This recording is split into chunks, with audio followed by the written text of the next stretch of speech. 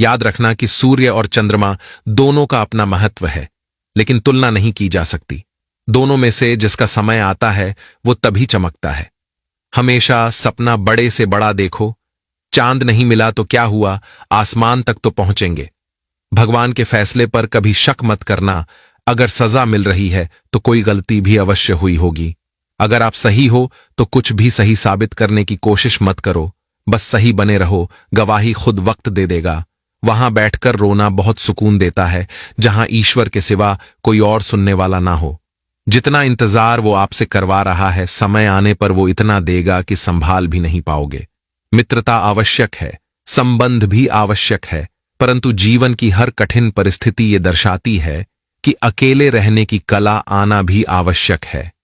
नकारात्मक विचारों का आना तय है, परंतु ये आप पर निर्भर करता है कि आप उन्हें कितना महत्व देते हैं।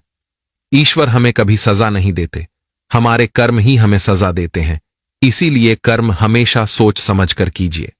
संबंध तो श्री कृष्ण और सुदामा जैसा होना चाहिए, एक जो कुछ मांगता नहीं और दूसरा जो सब कुछ देकर भी कुछ जताता नहीं।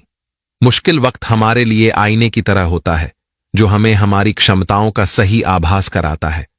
जब भक्त और विश्वास अधिक हो जाते हैं, तब चमत्कार स्वयं होने लगते हैं। उस मनुष्य की ताकत का कोई मुकाबला नहीं कर सकता, जिसके पास सब्र की ताकत है। प्रार्थना ऐसी करनी चाहिए जैसे कि सब कुछ भगवान पर ही निर्भर है, और काम ऐसे करना चाहिए जैसे कि सब कुछ हम पर ही निर्भर है। केवल जीतने वाला ही नहीं, बल्कि कहां पर हारना है ये जानने वाला भी श्रेष्ठ होता है।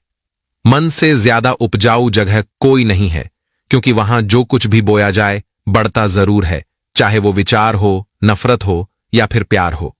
अनुमान मन की कल्पना है और अनुभव जिंदगी का सबक है। सच्ची खुशी तभी होती है जब आपकी सोच, कथन और कर्म में समानता हो।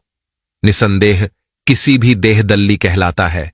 अपनी पीड़ा के लिए किसी को दोष मत दो। अपने मन को समझाओ, तुम्हारे मन का परिवर्तन ही तुम्हारे दुखों का अंत है।